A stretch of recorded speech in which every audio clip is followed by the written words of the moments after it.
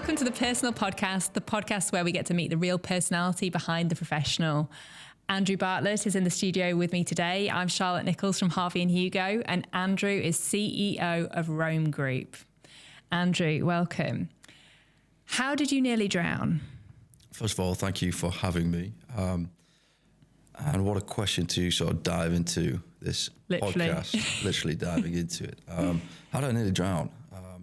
So I come from a generation, if you like, the last generation that I believe before technology really became, such a distraction as it is today. So grew up in a day where, parents and the way of things was go out, go explore, get on your bikes, go do things, be outside, etc. So this was quite simple. I lived near a river, bunch of my friends. We went down, hot day. We'd been walking around, doing what young kids do, causing mischief and a bit of trouble here and there.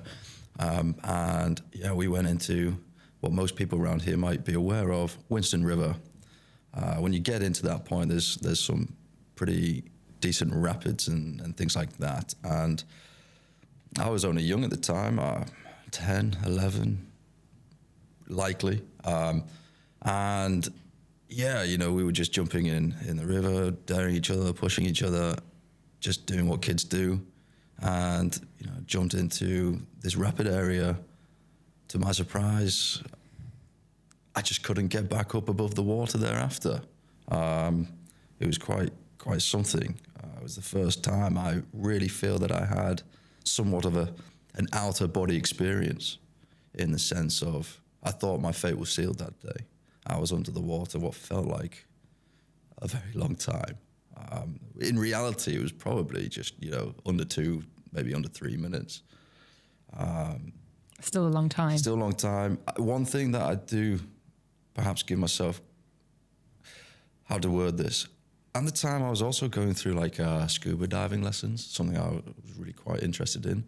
So I think that actually saved me, because through that, doing your PADI, doing your courses for scuba diving, because I love snorkeling, I love just being underwater generally, like a little fish myself. You learn how to control your breathing, you learn how to do all these different things to be able to protect yourself underwater in situations like that. So with that being said, I think, very traumatic experience. I was under the water for a considerable amount of time with pressure coming down from the rapids above me. And because I'm just a short fellow, I had nothing to stand up from, nothing to push myself back up from to be able to get my head above water again. So I was just sort of being wrapped in these rapids, being pushed down, not being able to push myself up. And I was under for quite a considerable amount of time, to a point where I just remember sort of holding onto my legs and sort of, that fetal position. And just being like, having the conversation with myself, this is it. I made it to 10, 11, 12, whatever age I was. I forget now. But this is it, that's going to be my story. Poor parents, they're going to be those parents on the TV, interviewed by BBC News or, ITV or whoever it is, about this traumatic experience of losing their son in the river. I remember just having this real clear vision, this real understanding of, sounds crazy, but this sort of, it was almost like at peace, like I just sort of sat into this peaceful place of this outer body space, if you like, of just being like, that's me. And then I just had this moment where actually, I had this other moment where it was like, let's just have one more go. Let's just put everything I have left in me as I'm being sort of whipped around this whirlpool into just one final push, just to get my head above water if I can. And then, with that, an extra breath. And then with that, an extended bit of time just to assess the situation and see if my position has changed slightly within this thing. So that's exactly what I did. I sort of just, from a fetal position, everything I had into an upwards reaching position, as if I was sort of jumping for the stars, so to speak. And after being underwater for a considerable amount of time, being whirled around. So I didn't actually know which direction I was sort of facing in at this point either. I just put everything I had into just trying to get my head and hands above water, to which luckily my group of friends, one of them was switched on enough to be there at the moment at which my hands did appear from underneath the water, and they managed to grab onto them and pull me out. Wow. That really does sound traumatic.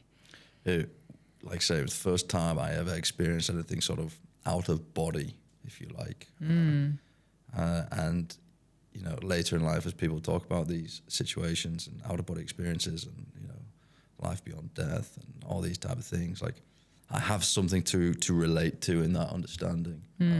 It was a very bizarre state of consciousness I was in, which is very hard to describe. Yeah. And so you believe now that there's more to life or afterlife? It's a great question. I've dipped in and out of the whole sort of religious spirituality conversation, if you like. I would come from, if you like, not a super religious background, but a background that definitely has a space for religion.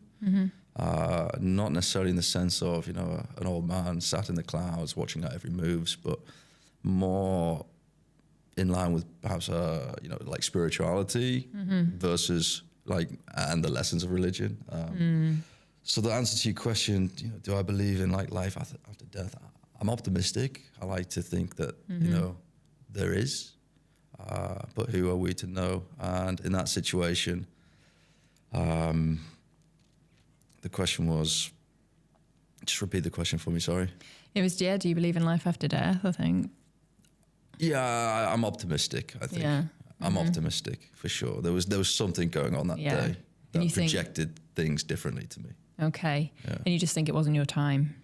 After that, I very much realised it's not my time. And when we continue on to a few other There's been some more. When we continue the conversation, we'll have a retrospective look at what's gone on, I guess, and a few comments to say on that, for sure. Okay, brilliant. Well, back to the river situation. So your friend saw your hand poke out the water, grabbed it, pulled you out.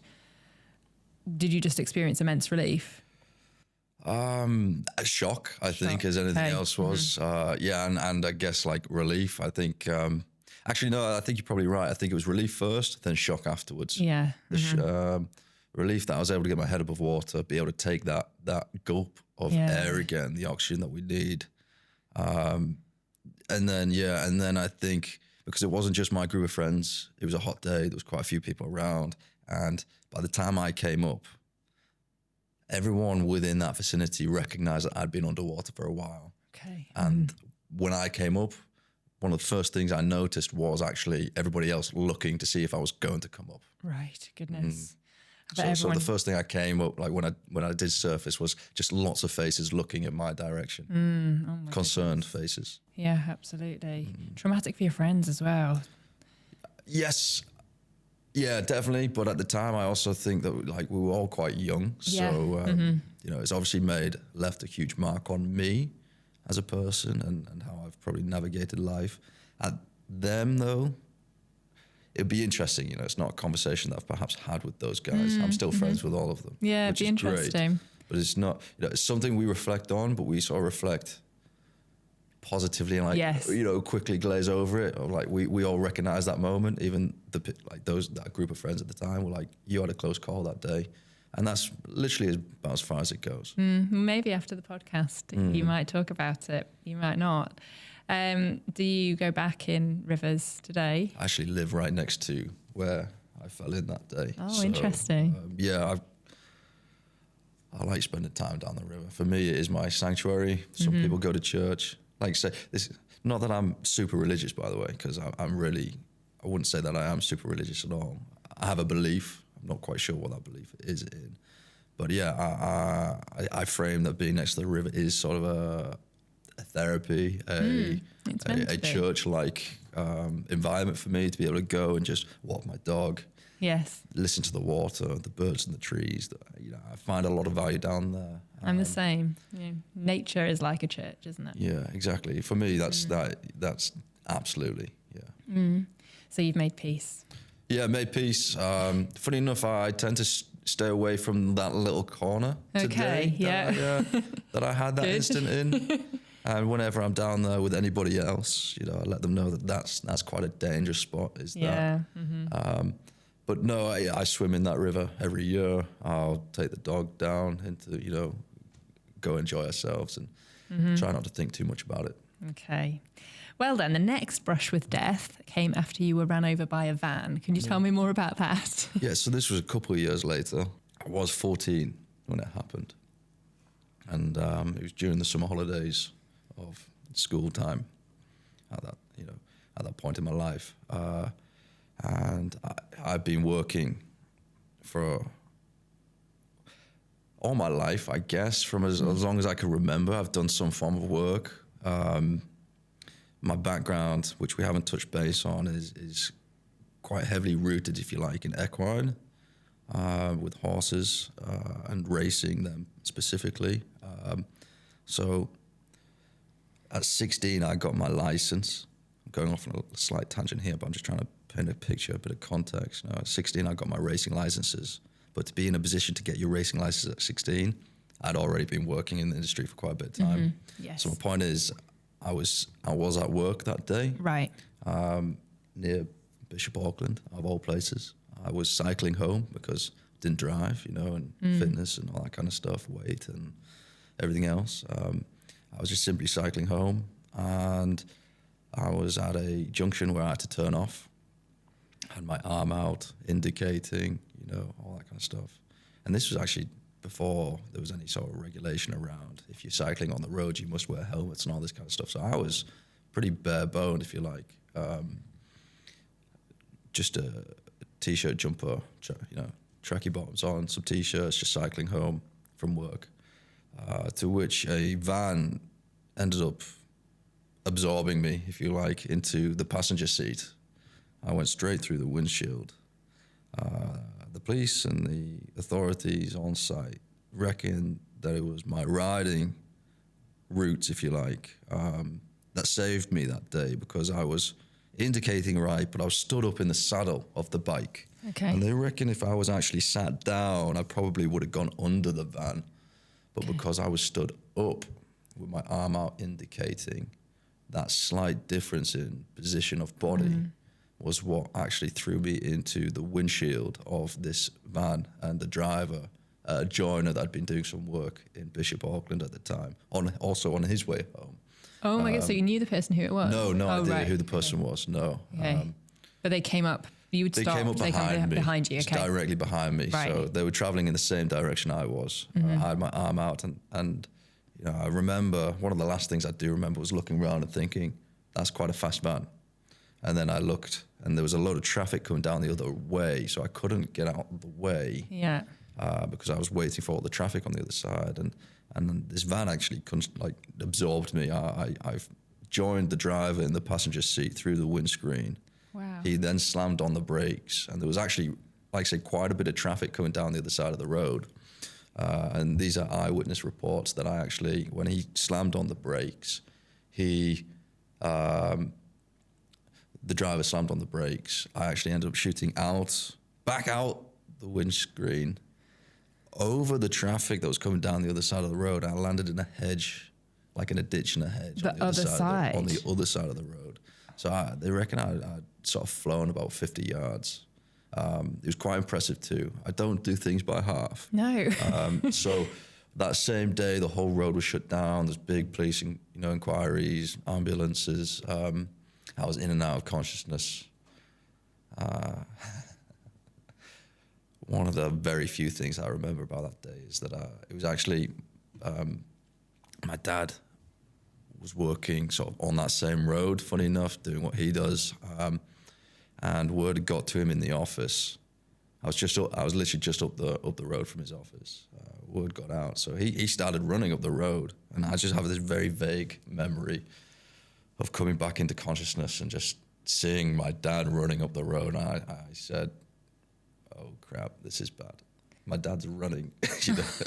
He never runs if it's not of importance and like quite a dramatic situation. So I was like, oh crap. Could he see you at that moment on the side of the road or in the hedge? Or? Great question. I imagine so. By this point, I'd been pulled out of the hedge, and I was now laid on the road with ambulances around me and all that kind of stuff. And I was in and out of consciousness. But I remember there was a really good motorbike driver who was first on the scene, who helped considerably. And there was somebody else, funny enough, in the traffic coming down. There was somebody that knew my dad in the traffic coming, driving towards Bishop Auckland.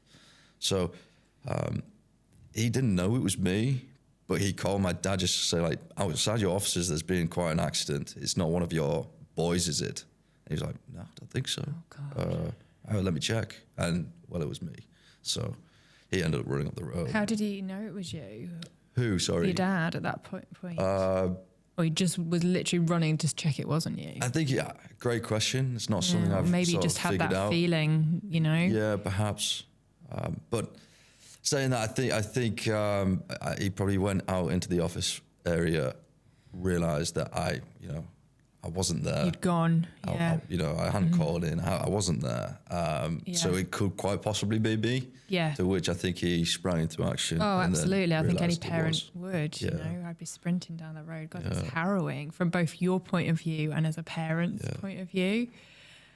So it's just so hard to believe that you obviously you were in a bad way, but you were still alive. You went into the passenger seat of the van. Mm-hmm.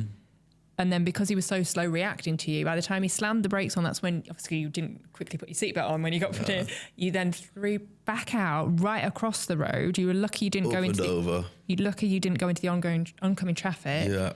Into a hedge. Yeah. Oh my goodness. What injuries did you sustain? So I walked away from that, very surprisingly, with cuts from head to toe on my back, like on the back of my body, from obviously going through the windshield. But they were easy fixed. The only thing that was of long-term issue was my broken ankle.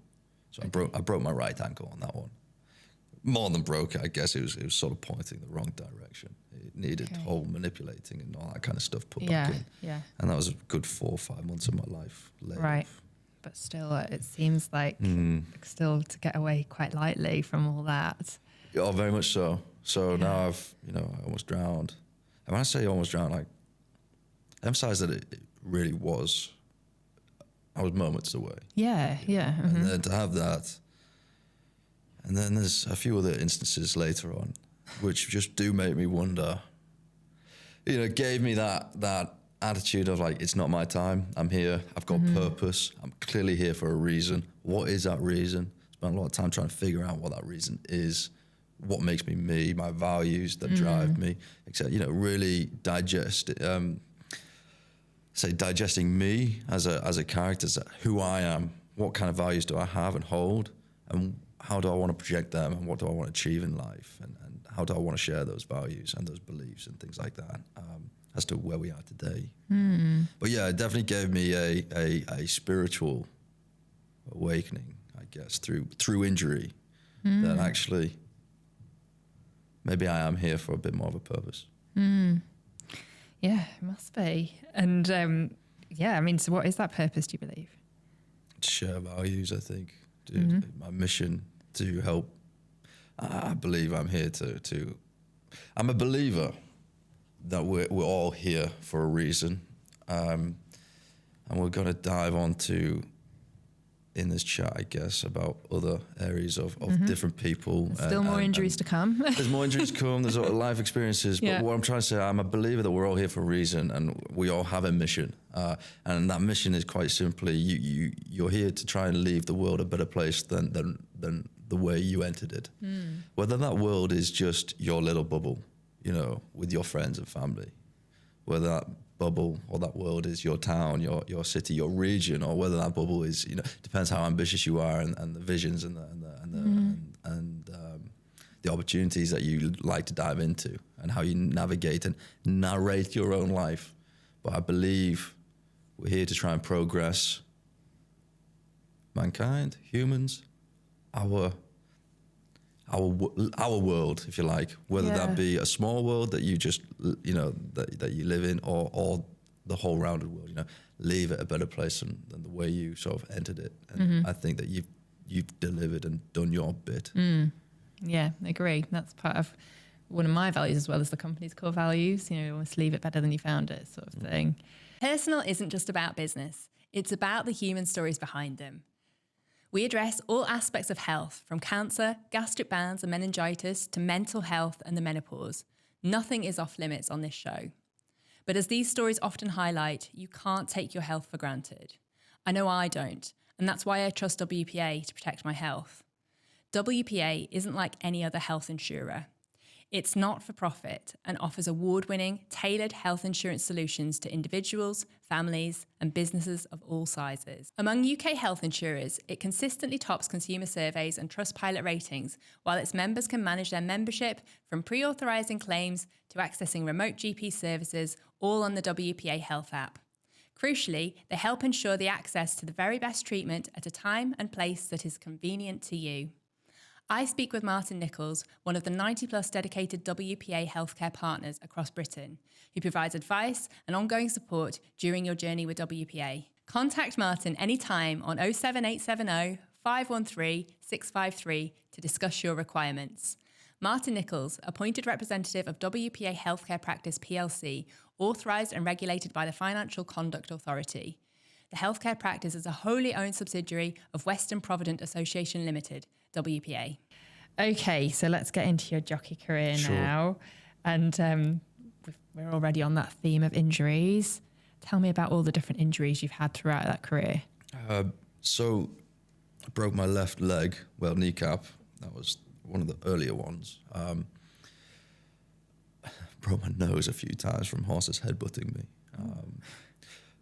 Not that they were aware that they were headbutting me, but sometimes when you're racing and jumping horses and things like that, you can land in some difficult positions and situations and whatnot. So yeah, to be honest, only broken left leg. That's a major one, and did some real damage to my neck, and then just broken fingers, toes, noses. Broke my nose like 6 times. Is that standard? It's like going swimming and expecting not to get wet. Okay, right. You're in it. You're a professional athlete. Not only are you an athlete yourself, but you're there to collaborate with another athlete that is of a different species also. Oh, yeah, that's such a good way of looking at it. So it's a whole collaboration process. Yeah. Sometimes you can collaborate well, and other times not so well. Yeah. Sometimes you can have a difference in opinions. Sometimes, you don't quite know the right buttons to press. Yeah. Other times, you know exactly where the buttons are and the right conversations to be had. It's hard enough collaborating with the same species in a team sport sometimes, let alone a different species. Yeah, a whole lot of the equine world, any horse rider would tell you, there's a whole lot of feeling that goes into it, and horses in particular, they're very empathetic. They're their emotional intelligence is very high. Yes. So there's a whole lot of feeling going on. There's a whole lot of emotional stuff going on. And the way you feel getting onto a horse resonates through into the horse. So, for example, I would always enter every race, even if I had no chance, believing that I was there to win and believing that I was going to win. And that, this belief in myself and in this horse would be able to get a result. But you've got to go, it's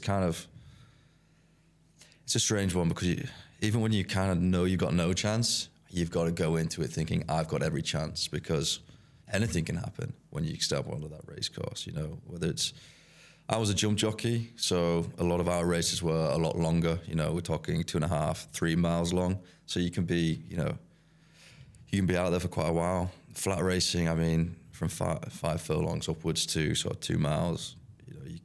It can be such a quick situation. But for me, racing more longer distance, races and time spent on horses. So there's a whole lot of collaboration that goes on there. You've got to go in believing that you are there to win, and you can win, because anything can happen, Sometimes, I've had horses that were unable to put their landing gear down, going over fences and things like that. And these were horses that were favourites, and you just never know what might happen. And just like us humans, these horses, you don't know how they've woken up that day.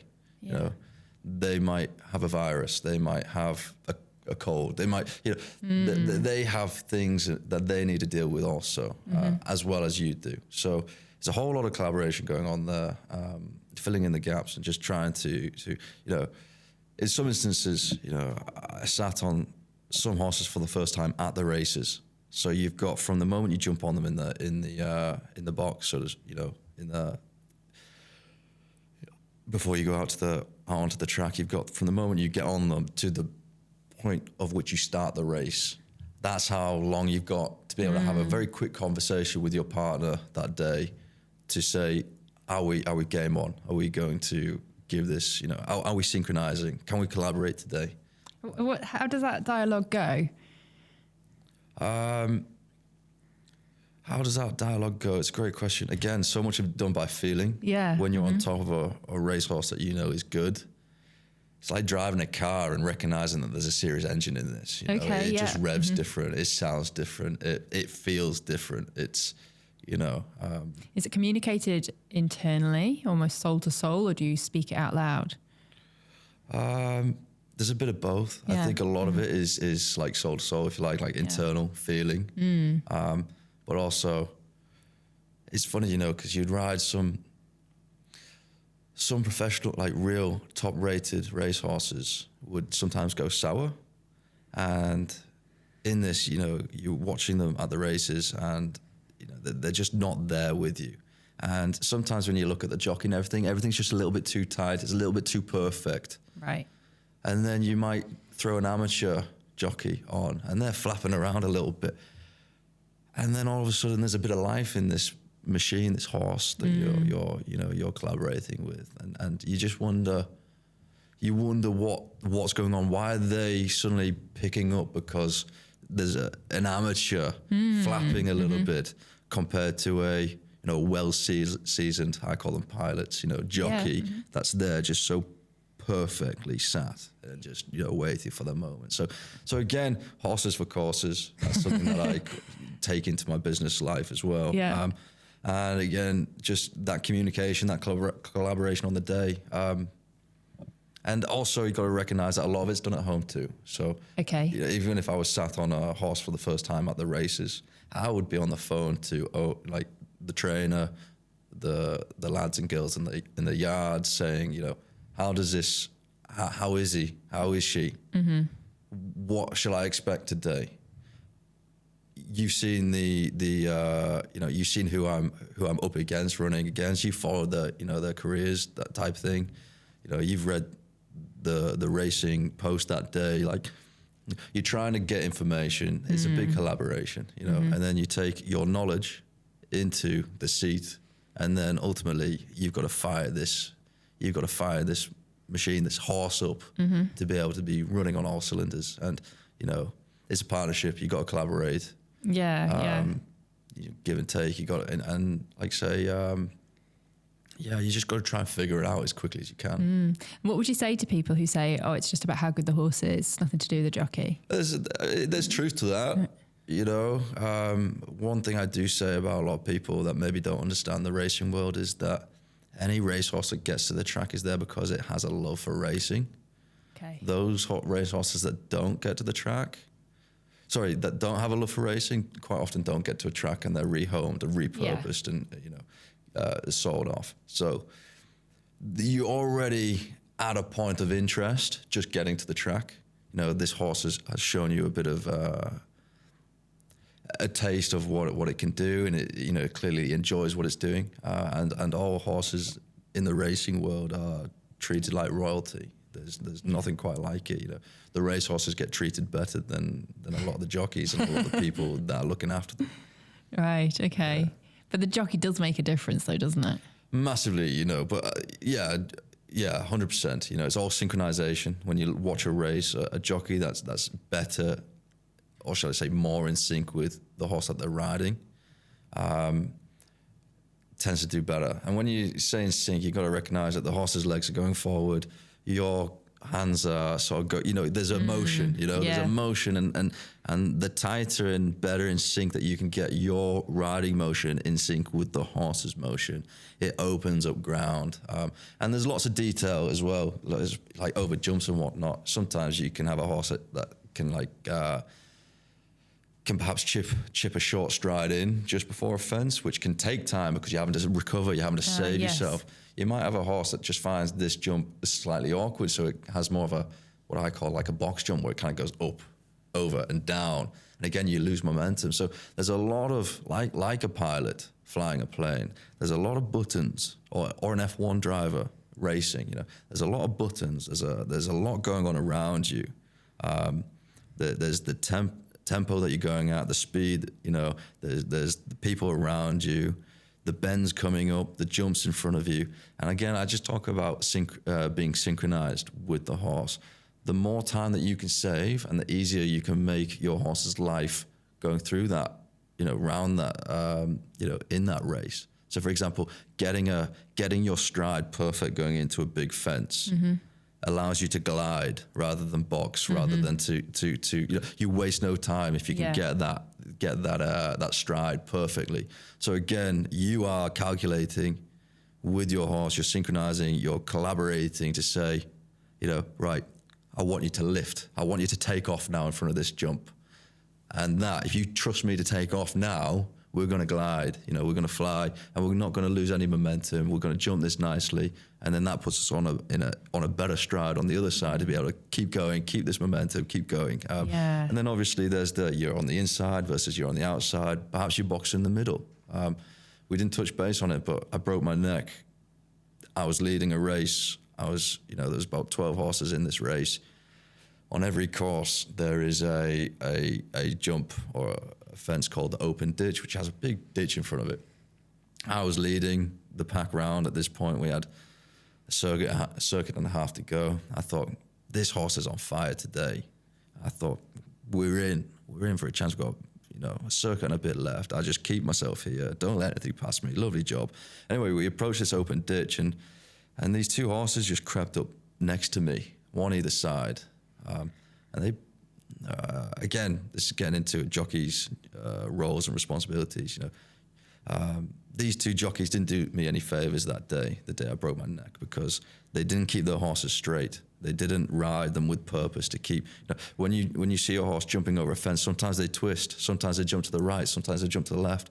Well, this day I had a horse either side of me, and they jumped.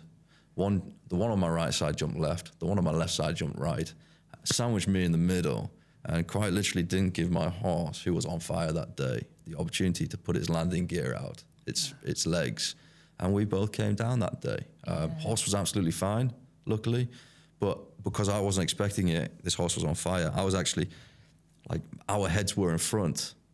They sandwiched us and sort of caught us. So I went into this sort of nosedive without any recognition that we were crashing at that point.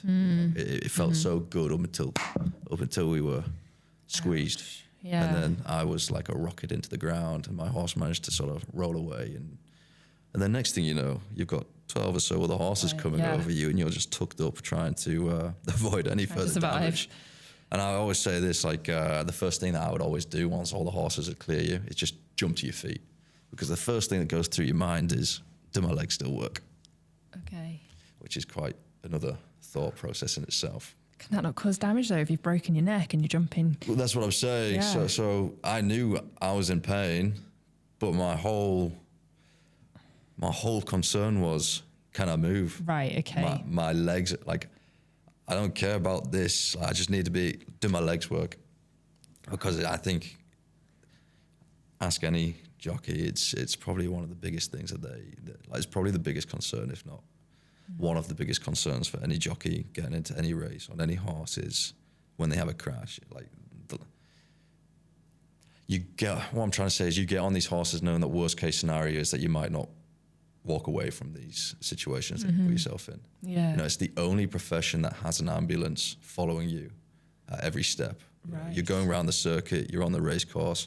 You look at that race course, there's always an ambulance and a sort of a 4x4 ambulance car behind you in tow, following you every step of the way. And I don't believe there's any other profession that does that. Wow. So these are the things that are going through your mind. Yeah, goodness, there's a lot going through your mind then. Have unfortunate accidents like that happened to some of your friends in the jockey world? Yeah, 100%. I've known people be paralysed. Without naming names, there's a few in this region that have had serious, much worse than I ever had. Funny enough, though, a lot of the worst injuries in horse racing happen on the flat. Okay. You wouldn't think that often, but when you talk about it, it kind of makes sense. And it's to do with the season. So a lot of the jump racing is done in the winter. Okay. Which means the ground's a bit softer. And the pace is generally quite slower because it's not sprinting, it's more long distance journeys that you're traveling around these race courses. So everything's sort of like, if you like, in terms of speed, just down ever so slightly enough. And it's a bit softer. Whereas flat racing, it's in the summer, the ground is like concrete and everything happens so much faster. Right. And you try falling off a horse at 40, 50 mile an hour onto your neck. Accidents happen.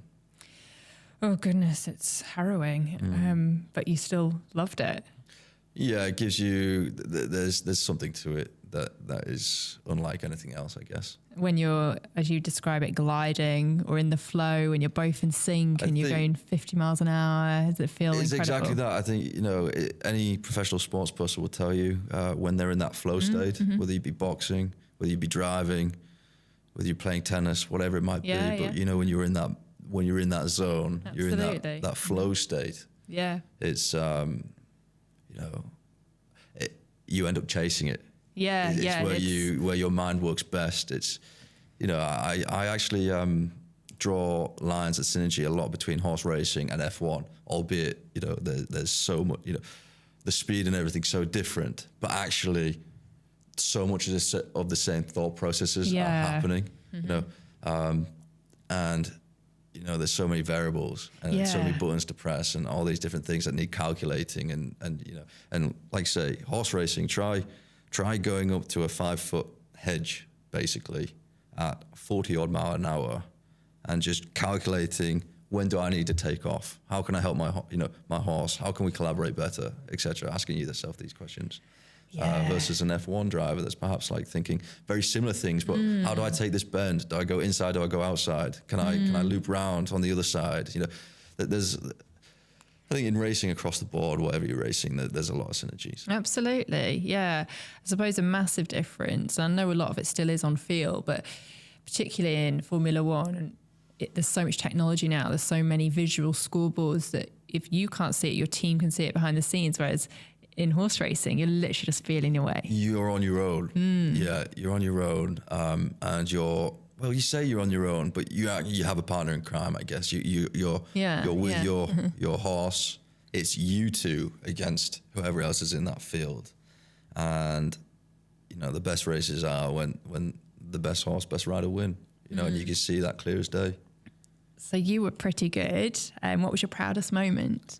I was talented. It took a lot to walk away from the racing. But also I'd had more injuries,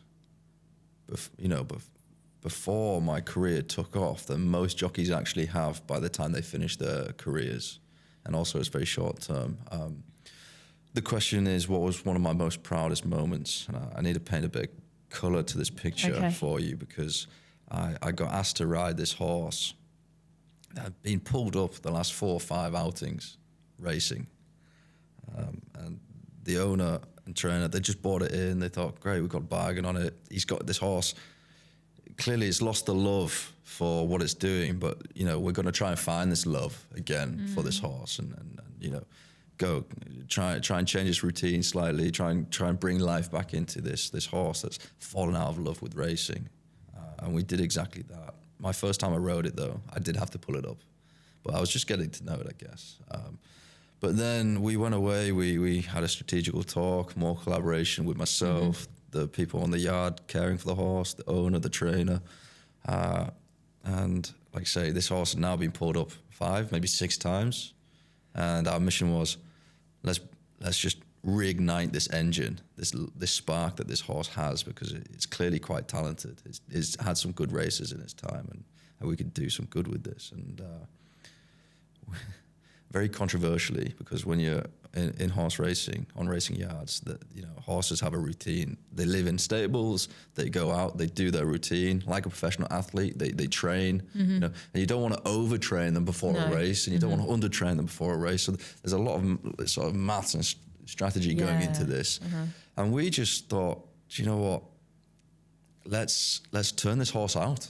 It was in the middle of the winter, and we found for those maybe looking on the cameras, we found a hill that was so steep, and we thought, let's just see if like living out helps this horse just sort of come to terms with itself a little bit more, like that. But also because we're on a hill like this, it was having to walk up and down that hill. It had full grazing, so it would never sort of hunger or anything like that. But it was also keeping its fitness up because it was up and down this hill all the time. Yeah. So there's that dynamic of understanding how do we train this horse? How can we relight this spark that is within this horse's heart?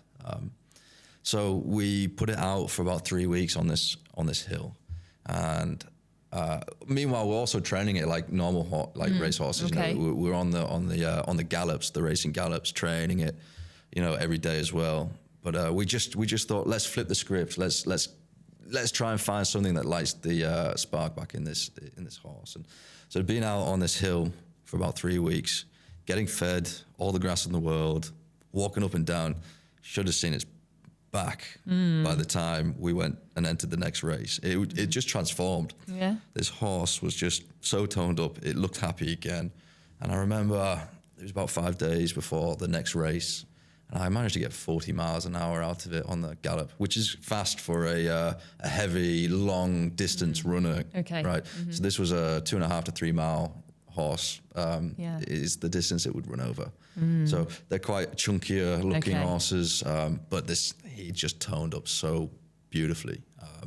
And you could see the work that we put into it over like 3-4 weeks. And we entered it down at Southwell. And like I say, about 5 days before that, I got 40 mile an hour out of it. This engine, it relit. I was amazed. I was like, yes, we're in for a bit of fun. I definitely think we're going to at least make the distance this time. We're not going to pull up. If I can be sort of a mid-division, that's great. But then I also noticed that like the more boisterous I behaved on this horse, the more boisterous this horse became. Okay. It was a male horse. Yeah. So I started. So I was trying to bring that boisterous feeling through me into this horse, which it sounds bizarre, but it does work. So I was sort of like, right, turn the arrogance on, turn the right. Yes, we're here to win. Let's just let's speak it. And then believe it, and let's just see if we can then go out and achieve it. And that's exactly what we did. So we were entered at Southwell 5 days before I got about 40 mile an hour out of this horse. And we entered at Southwell, and it was a Sunday race day, so not by any means a big race day, but it's just so memorable because of this journey that I'd been on with this horse in particular. And at that races, there was a guy called Brian Hughes, which was champion jockey at the time.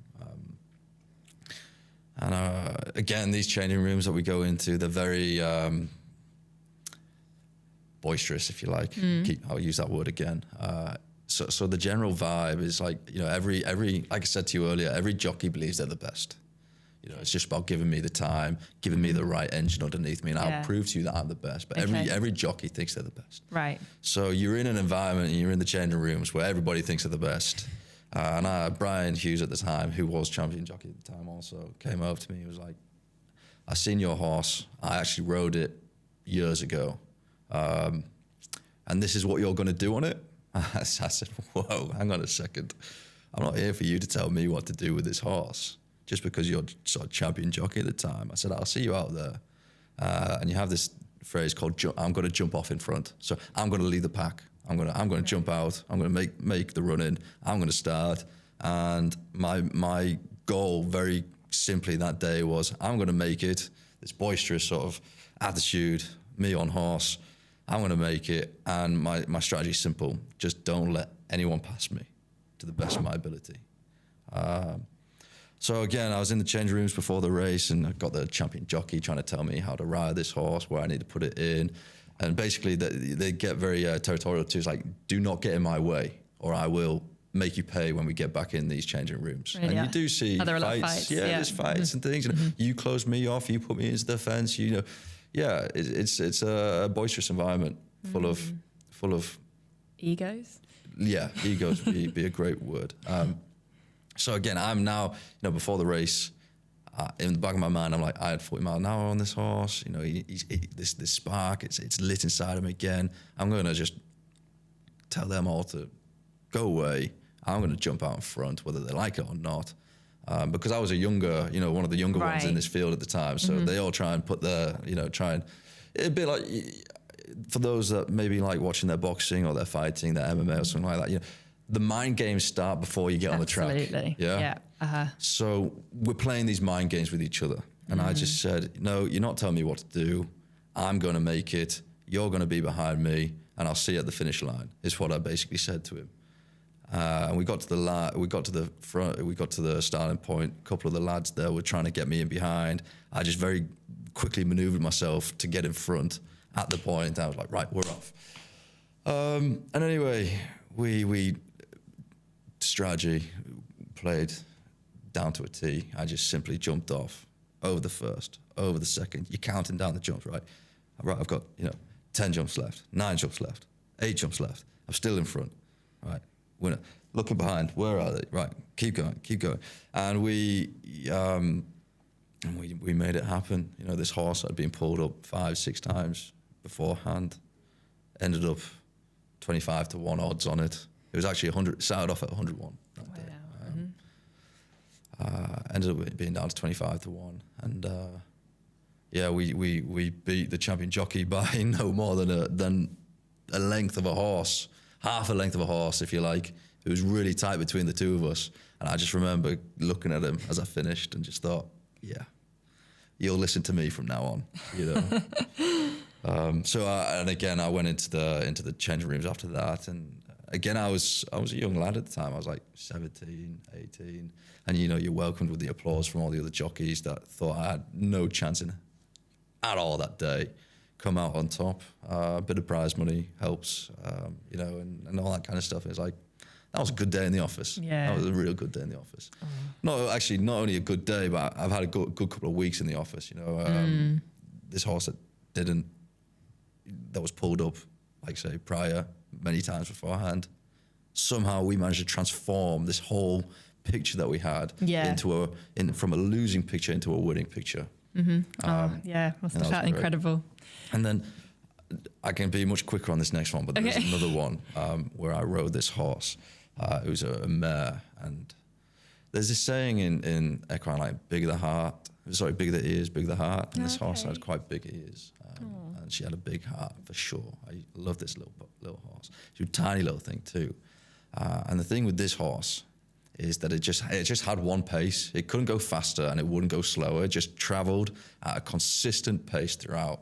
And again, so with that in mind, when they're just one pace, you tend to put them as like you try and find the longest journey for them to run at. Right. Because you can get everything else tired and hopefully you're one pace. Yeah. And I just remember going into this race thinking I need to do something different because I'm in amongst some big horses, quite fast horses.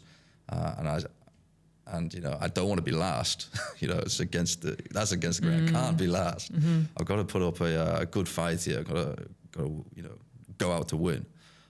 So I remember again all the talk, all the same sort of similar situations happening in the changing rooms beforehand and all that kind of stuff. And I just thought, you know what?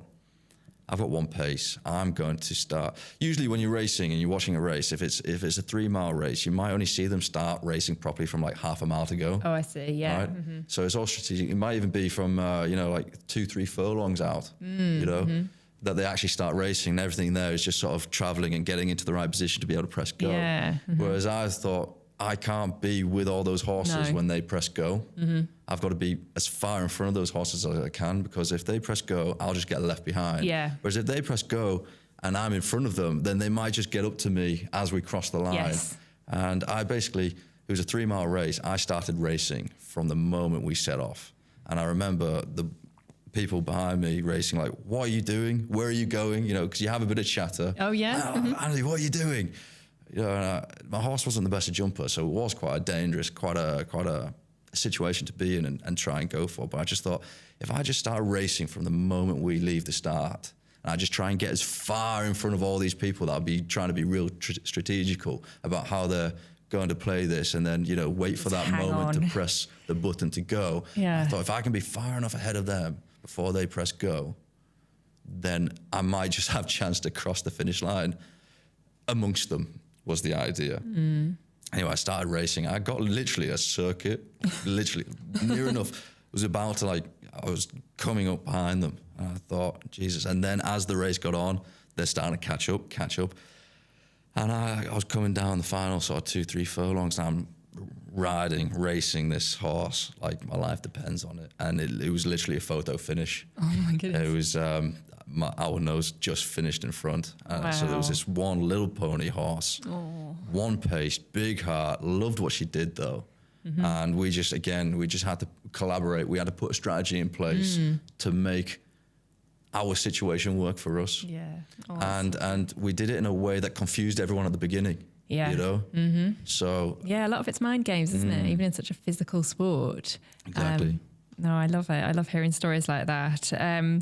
But again, some people might say, oh, you just sit on a horse. You don't need to be that fit to be a jockey. How brutal is the training to be a jockey? Oh, it's brutal. I mean, the only other thing that I can draw synergy to is and what people do have respect for is the fight game. You know, these MMA fighters, professional boxers, you know, they all have to lose weight, be peak physical fitness. They weigh in, and then they have hydration clauses and things like that, which allows them to be healthier. You know, and also they go on boot camps. You know, they might have a fight coming up and they take 6 to 8 weeks and they prepare for the fight.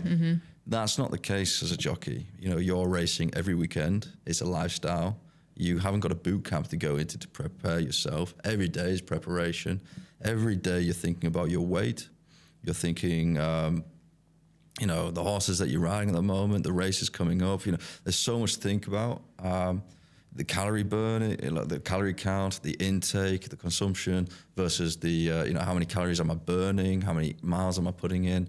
You know, I would have easily been consuming easily between 1,000 and 2,000 calories a day, but I was burning easily probably between 4,000 and 5,000 calories a day. Wow, that's quite a deficit. Serious deficit. And just to put that into more of an understanding for people listening in, I left school just after finishing GCSEs, and I was offered an opportunity to go into a racing yard. And my boss at the time gave me 3 weeks.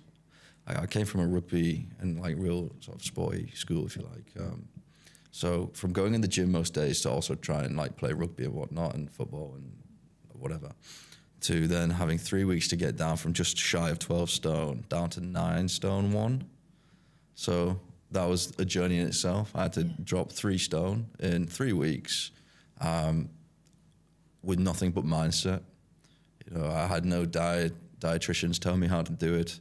Just the whispers in the corridors of how previous jockeys would have done it, you know, in the similar settings. Yeah. So simple thing is get into that calorie deficit, overspend your calories in terms of how much exercise you're doing, and just be in that deficit. So my routine would look like I basically ate anything that had water in it. So apples, grapes, things like that. Anything with water, like anything that you consume water.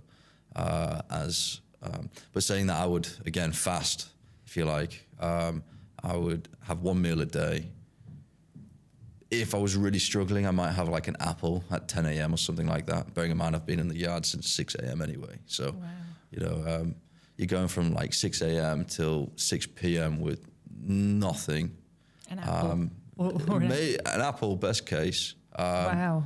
And then it's like, again, all these mind games come into play. So how can I feel like I've ate more without eating more? So you start getting smaller plates to put your food on and things like that, you know. So getting back to the question, how challenging is it? It's a lifestyle. Your weight is always a question mark over it. And ask anybody when they feel like they're under eating, being sort of malnutrition, from a state of malnutrition into and then over exhaustion, day in, day out, 7 days a week, all year round. It's not easy. No, it doesn't sound healthy either. It really wasn't healthy.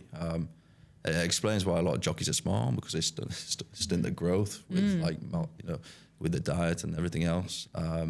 Also, cigarettes is big in the scene because they just do what cigarettes do, help you not think about food, and sleep whenever possible. I mean, we'd be in from 6 till about 2 o'clock.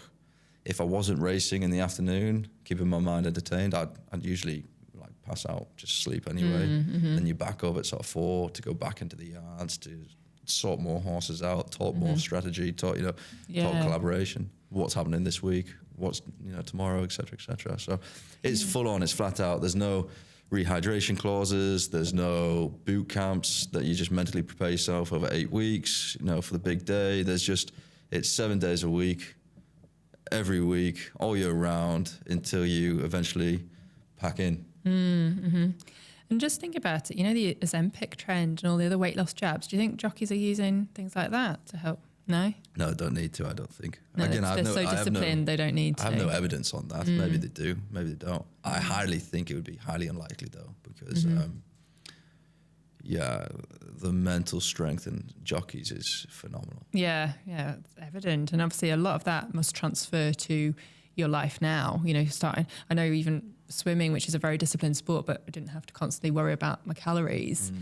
I think that's given me the best discipline for running a business than my academic start in life. Do you feel the same? Yeah, there's so much that I've carried over, which you maybe wouldn't, if you were to, my life is so controversial, I guess, in the sense of you would never expect a sort of a former jump jockey to be doing what I do today. And when you look at a jump jockey versus perhaps the new hat that I wear and my new roles and responsibilities that I have today, you maybe wouldn't initially believe that there was a lot of transferable skills. But subtextually, so much, whether it's just the mind games, the appetite to succeed, the willingness to back yourself, these fundamental, I put them down into a value system that one carries, that has been chiseled into you, and set in stone. I carry so much of all those learnings and those that I did make and had throughout my racing career, very much lean into today. But like I say, when you look at it from a third party perspective, from somebody that doesn't understand at all, you maybe wouldn't see those straight away. But, I think I'm quite headstrong.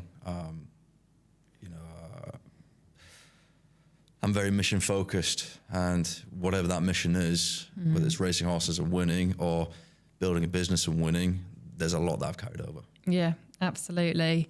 I'm conscious of time. We had so many more questions, but I've loved all the answers so far. We'll just touch on this a little bit. Almost kind of like you've seen both sides of life growing up, because growing up, your father built, was it schools that looked after underprivileged children? So yeah, just my mum and dad both work in social care, looking after kids between the ages of 8 and 18. And they found a sweet spot within the industry that actually took a lot of these kids from real underprivileged backgrounds and taken them out into more therapeutical, therapy-based environments, which consisted of being on day trips to farms, to maybe go for walks in nature,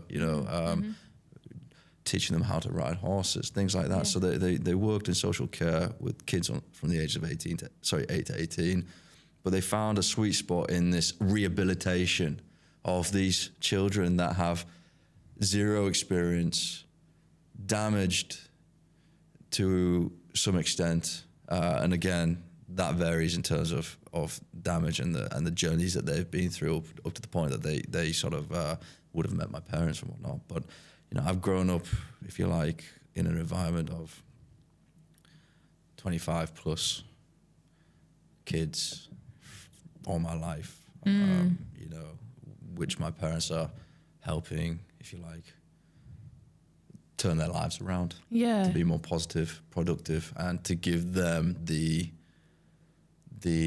ability and the experiences and the life lessons to be able to, once they turn 18, to be able to carry that on and keep progressing and be a contributor to society.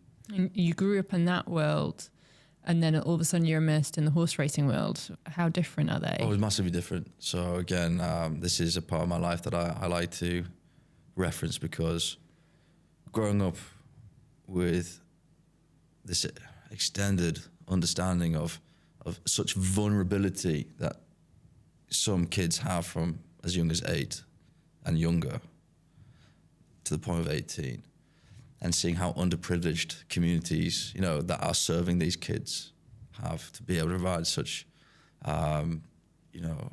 little opportunity for these characters and these children. So my point is, growing up in an environment, I guess, where I've seen the poor side of communities that have nothing to give to these kids. Mm-hmm. There's zero opportunity.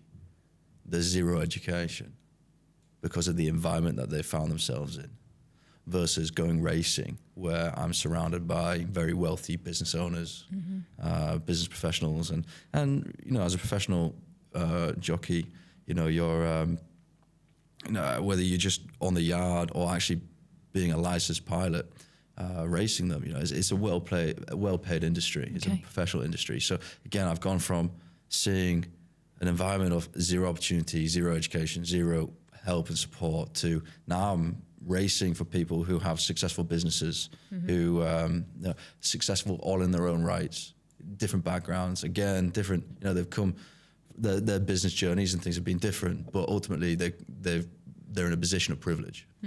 So having that balance in my life, I think, has gave me tremendous balance into the way I approach situations in life. Yeah, brilliant. Well, thank you very much. There's so much more I could ask you. I think we'll take a whole of the podcast. We just have our final feature now, Andrew, where on a scale of 1 to 10, I ask you to rate yourself at the following items. 1 is the worst, 10 is the best. Sure. So, 1 is worst, 10 is best. Yeah, and it's all about what you think. So, how good looking do you think you are? 6. Okay, how funny do you think you are? A 6. How good at cooking are you? A 5. Okay, how good at singing? 0. How good at drinking alcohol? I do a lot of work in Ireland, so I back myself on that one. I'm a good 9, I think. Is that quite a common part of being in the jockey world? Do you drink, or can you not afford the calories? Vodka Cokes. Okay. Exclusively. Okay. Yeah. Cool. Diet Cokes, yeah. Yeah, literally. Pretty much. Okay. Do you have any children, or do you ever feel like you almost... that's an interesting word. Do you ever feel like a parental responsibility to some of the horses you worked with? Great question. To keep it short, yes. Mm-hmm. You are collaborating and you are... first and foremost, my job is to bring them home safely. Okay. Mm-hmm. Yeah. So how would you rate yourself at looking after them? 9.5. Okay, brilliant. How good a friend are you? A very good friend, very loyal. 9. Brilliant. How intelligent are you? Great question. Like mathematically or with literature, Any not type. so much, but just in like the way of the world, I'm fairly switched on, so 8. Brilliant. How kind are you? Super kind, yeah. This strong empathy on my behalf. So again, 8.5. Okay. 9, yeah. Brilliant. And how good at sex are you? Always back myself, but I'll be modest because no one's perfect. So I'll try and say 8.5 to 9 on that one. Brilliant. Thank you. But I enjoy myself. Brilliant. All right. Thanks so much, Andrew. No, thank you for having me. Stories are at the heart of the PRsonal podcast, and we're so grateful for everyone who comes on and shares them. Stories are also at the heart of a strong PR campaign. And at Harvey and Hugo, we believe that everyone's story deserves a chance to be heard. That's why we're on a mission to give you a voice amplified through the power of story. Our stories are shared in the form of press releases, social media, content marketing, videography, photography, animation, graphic design, and podcasting. Our stories aren't just heard, they're shared, watched, clicked, but most importantly, they are felt. It's this stirring of emotions that cuts through the noise to light fires within people and activate them towards your purpose. So one question for you. Are you ready to share your story? Harvey and Hugo, your voice amplified.